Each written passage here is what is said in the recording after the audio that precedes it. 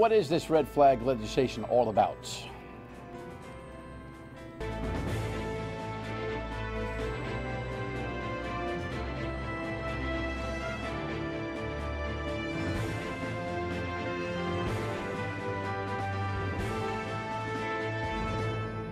The Dan Yorke State of Mind program is brought to you in part by Lookout Rhode Island and Takeo Comfort Solutions.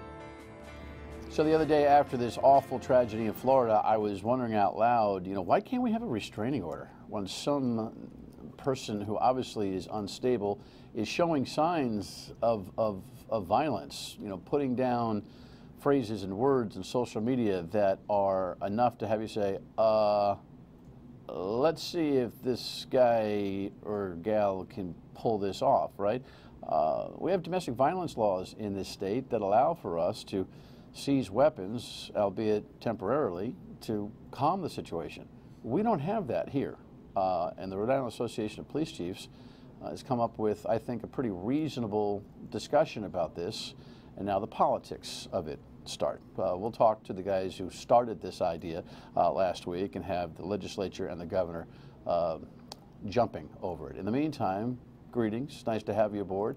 Let me just check into the latest on the PawSox situation, because this continues to be a fiasco.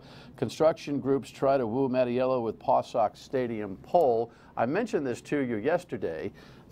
The Build Rhode Island group is trying to show what I think is the right interpretation of the data, which is, well, you know what? We'll run the story and see if you can figure it out. The debate has raged for years. Should taxpayers help the PawSox stay in Pawtucket? Monday morning, results of a new poll commissioned by supporters of the plan, Build RI, showed Rhode Islanders support building a new stadium with some taxpayer dollars, but only if the stadium will pay for itself over time. Let's get to where we need to get and keep the Pawtucket Red Sox in Pawtucket where they belong. A bill to build an $83 million ballpark on the old Apex site would have the team pay $45 million, while the state pays $23 million and the city $15 million.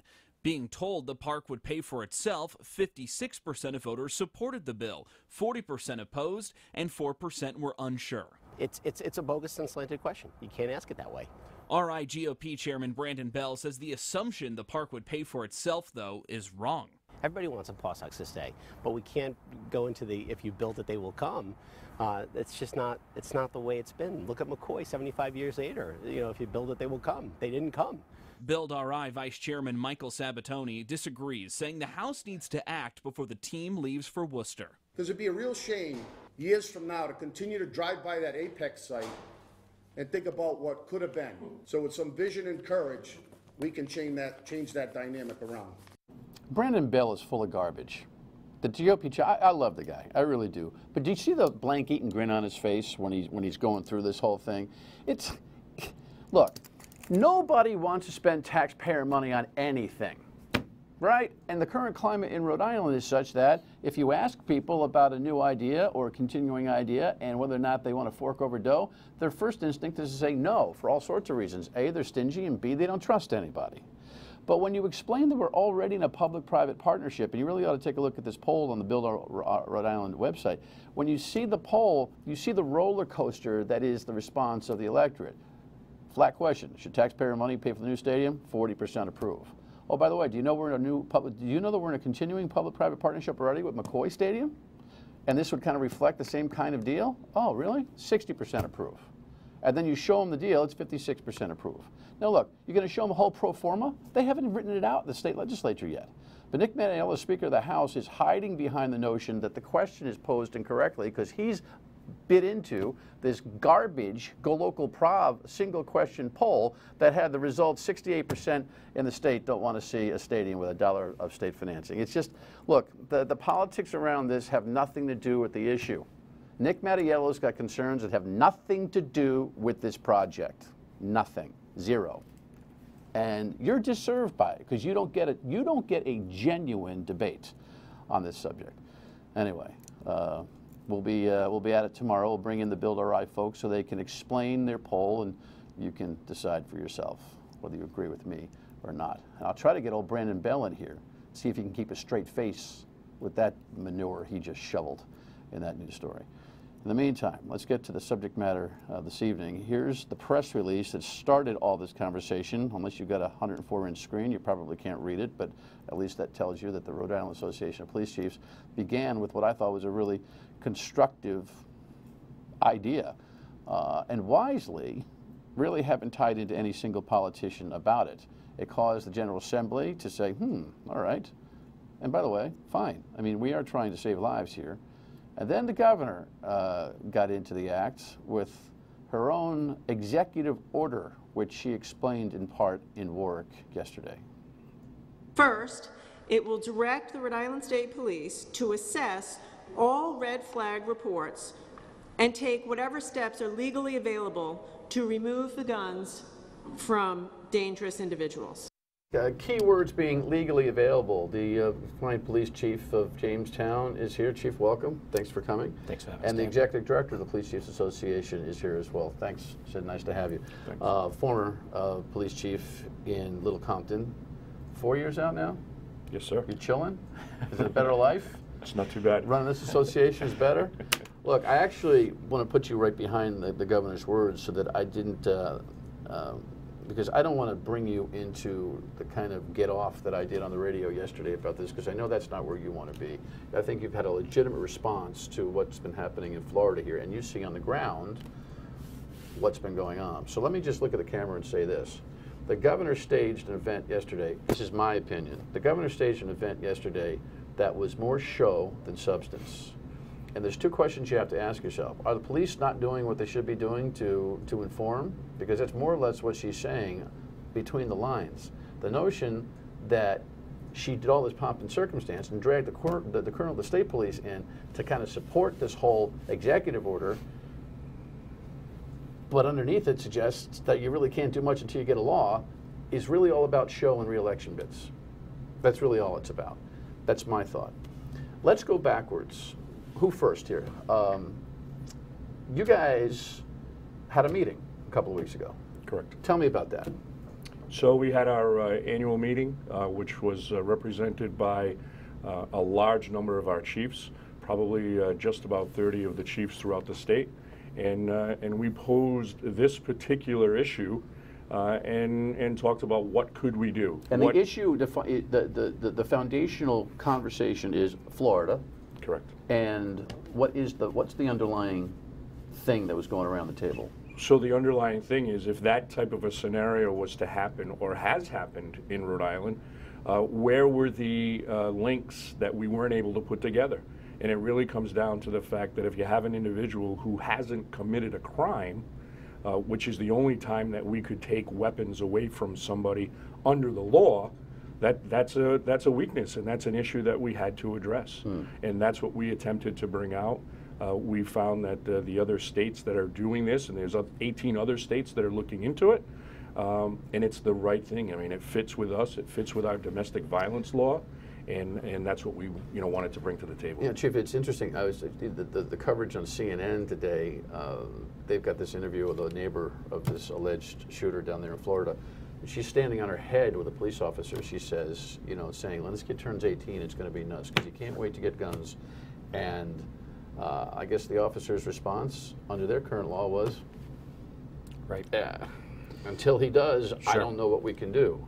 Yeah, so what really raised this issue for us locally to talk about was after we were brainstorming amongst the chiefs, so many of us are faced with these circumstances where people are bringing to our attention this very concerning course of conduct by individuals, similar to maybe that neighbor was portraying in Florida. But our hands are tied without this law to remove the ability for that individual, even for that moment in their life, to have a firearm. We're not looking to adjudicate someone and label them.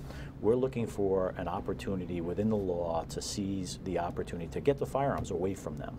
So many of the chiefs kind of went through similar circumstances where they have been presented with similar fact patterns as we saw in Florida, and they were able to intervene. My own experience, we have had that experience, and if it were not by some good luck and some participation by the individual, it'd be troubling for us. It'd be very concerning for us. Meaning you've had a situation in your own jurisdiction where somebody had access to weapons and could have done some damage? So similar fact pattern where we had an individual who was posting on social media of their intent to commit a horrific crime.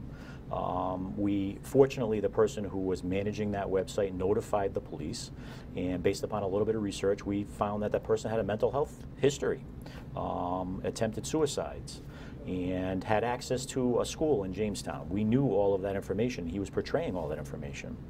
But based upon that, we intervened immediately. We went to his home. We lived with his parents, 19-year-old man, and there was no weapon found, but he was clearly working towards a plan and clearly had an underlying mental health issue.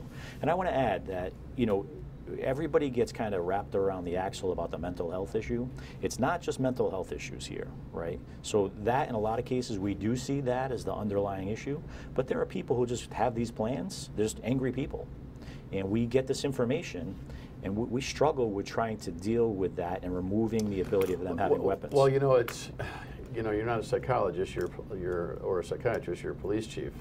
You know, the definition of mental health, anybody's angry enough to try to Sure. tell you, there's the diagnosable, prescribed medicine response, and then Absolutely. there's just somebody who's not right. Correct. Because I think we all agree, and at least so far in our culture, that wanting to take an act with a weapon is not right. All right, well, I want to come back and talk more about how difficult this whole conversation can be, and the nuances and the differences between state laws and where we are in the process and all of that as we speak. But in the meantime, I just wanted to remind you that at the Credit Union Central Falls, now Navigant Credit Union, I don't know, I just named the bank from, I don't know, 8 years ago when they made a change. But Navigant has been around as the Credit Union Central Falls for a long time. But there's a lot of new technology, including the Card Valet app, which you can simply put in the palm of your hand on your phone to do even more than the average online banking exercise. And their online banking is pretty sophisticated. If you want all of the financial stuff you ever would need at your fingertips, get the Card Valet app and get a membership simply by opening up an account at Navigant Credit Union. We'll be right back. Stay with us.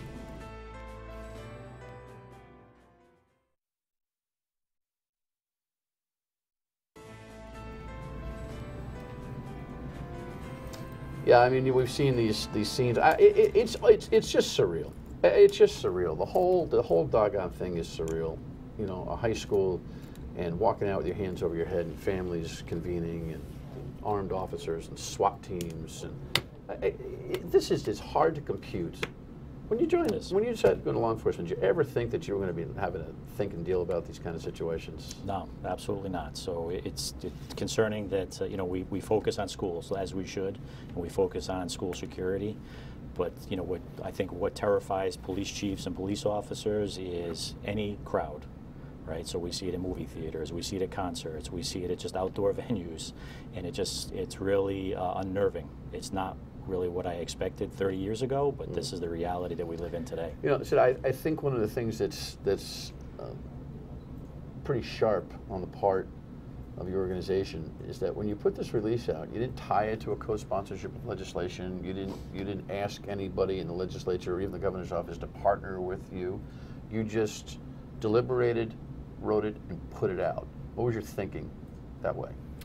Exactly that. This, you know, as law enforcement, we try to stay away from the politics. And this is an issue that we were really trying to identify that it's a tool that law enforcement needed.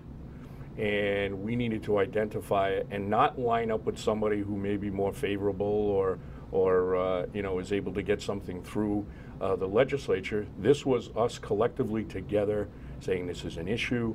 We need to announce that issue and let the people that agreed with us to come around to us and work on it together. It didn't take very long. I mean, you put the thing out, it caught fire. Obviously, there's been a lot of public conversation about this. You know, it was I don't know if it's coincidental or what, but you know, a day or two before I think you had your meeting, I was talking with Peter Nerona, the former Attorney General and former U.S. Attorney and candidate for Attorney General, and I was asking him on the radio and both here on the television, why can't we just go get that social media poster and check that whole thing out? And he said, yeah, you know what? It was almost as if, I'm not going to characterize it acutely, it was kind of like, bulb. Is that kind of how you guys went into it, that same kind of brainstorm? Exactly. And in fact, the chief should take credit for that, because he was the one that called me, and we had a conversation from there, and the light bulb went off with everybody. We both were listening to that show, and that's right where it came from, and that's. Oh, so you're saying the show actually helped to inspire the conversation? Hey, listen, so that's if we do something constructive around here once a year, that's a good thing. No, I'm glad to hear that, because what was fascinating to me was watching all the national coverage, and none of this was coming up. Right. It's background check. It was like everyone goes to their corners, right, to their agendas, background checks, which I'm still wide open on, AR-15s, which we might have a conversation about, mental health, which is on the table. But it seems to me that there are two practical things when it comes to school safety. Harden targets by putting trained law enforcement in there, and going to and trying to beat somebody to the punch. Absolutely. Right? So that's a process that's been in place for decades. Restraining orders in Rhode Island related to domestic violence have been in place for decades. We know statistically that protecting one victim has been successful hundreds of times. Why wouldn't we employ that same philosophy and same law to protect hundreds of people at a time? What's the downside? I've already heard Alan Fung, Republican gubernatorial candidate, suggesting that the notion is too general, not specific enough. Sure.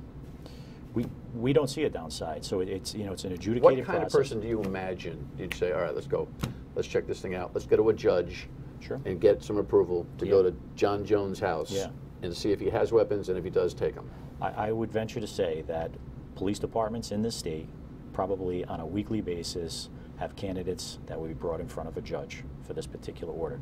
Maybe not asserting that they're going to commit a crime against other people, but oftentimes going to hurt themselves. So I had a conversation this morning with one of my residents. She wanted to speak about this law. She's been following it. So she has a young adult child, and she asked me, what can I do today to keep him from getting a gun legally? How can I stop him from going to a gun store? Because she's worried about him. Because she's worried about him. Yeah.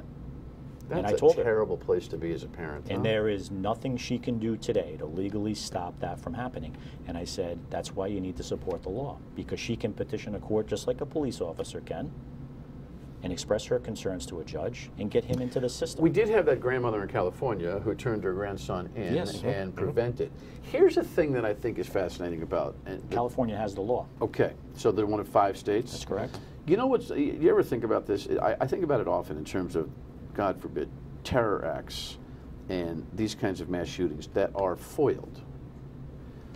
They may get a paragraph in the newspaper. Right.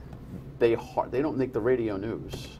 There's no fanfare at all whatsoever for a foiled plot.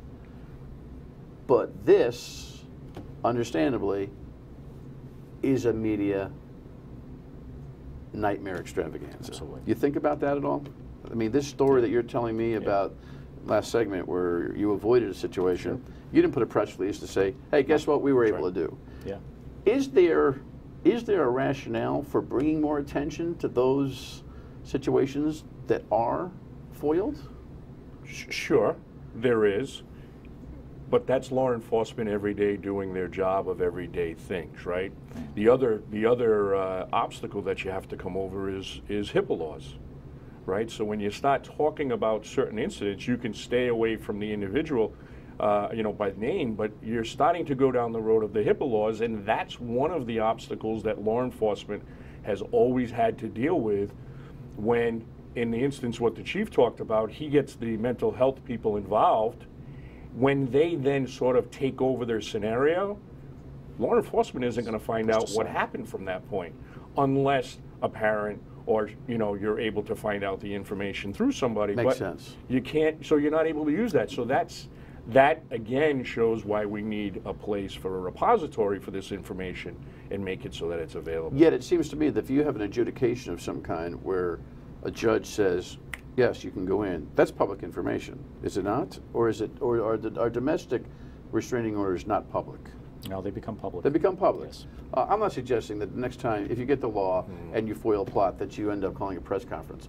However, the metrics are hard for the public to understand. I think that's a good point, Dan, because I think part of our responsibility is to educate the public about their responsibility of reporting those concerns. So sharing experiences that we have where we intervene to let people know that it's their responsibility to share those concerns so we can stop something before it happens, either to an individual themselves or to this tragedy that we see. So I think, yeah, we do share a responsibility in that we do need to be more open and share those interventions that occur probably on a pretty regular basis more openly. All right, we come back. A little bit of the politics of this. Stay with us.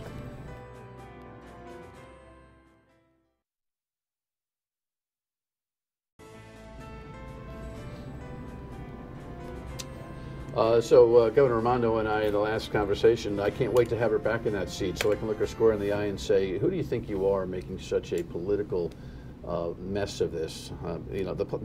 Forget that. Come on back to me there. I mean, I'm not talking about a stadium here, even though that's an important thing. I'm going to hold my breath on this. You guys, I think, were brilliant in the idea that you put out your red flag. And by the way, we should link on foxprovidence.com the press release so you will see, if you haven't read it, the specifics. But the essence is, go see somebody before they do something, all right? And grab their weapons, albeit temporarily. It may not be full time. That's right. Until the thing calms down or the Speaker of the House is kind of jumped, on this. Mm-hmm. Yes. The governor had her. Do you have a reflection on the governor's event yesterday at all? I'm not going to pull you into a conversation you don't want to be pulled into. Do you think it was a constructive event to at least bring attention to the matter? Sure. Any time that we can get somebody to the table speaking about this, I think that's a constructive thing to do. But let's not kid ourselves. All the fanfare is, without the law, you can't do anything. So we know that. We need the law, and from yesterday, I appreciate the governor's very public response and support of getting the law passed. So from yesterday, that to us is a win, that they want to talk about it and want to support the bill. Yeah. I gave them their opening. They seized it. What can I do? We'll just kind of leave it there. Predictions on where this thing would go legislatively? Are you getting any word that this is going to see the light of day, a hearing and some quick response? Or is it going to get jammed up in June in the quick of the night in the legislature? That I can't predict, but I can tell you we are receiving phone calls from legislators left and right talking about their support, talking about areas that, what can they do on this. So, and we did that as a campaign with our chiefs and said, once we get this press release out, you speak to your local folks, find out what the issues are, make sure they understand what we're bringing to the table. I think it's a perfect thread of the needle by your organization to put the idea out and let the process work. Don't be strangers, because I'm sure this conversation is going to be a fluid one. Thank you very much for your efforts. When we come back, we'll tell you what's next.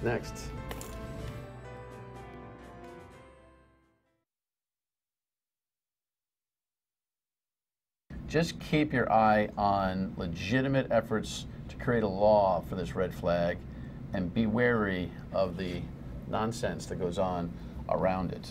Constructive response to these tragedies is what we need here in Rhode Island. Not running to press releases saying we're first to do whatever. Tomorrow night, we will take a look at this Spilled Our Eye poll and some nuances on the Paw Sox argument. We'll see you on the radio at 3 tomorrow until 6 on WPRL. Thanks for watching. Good night.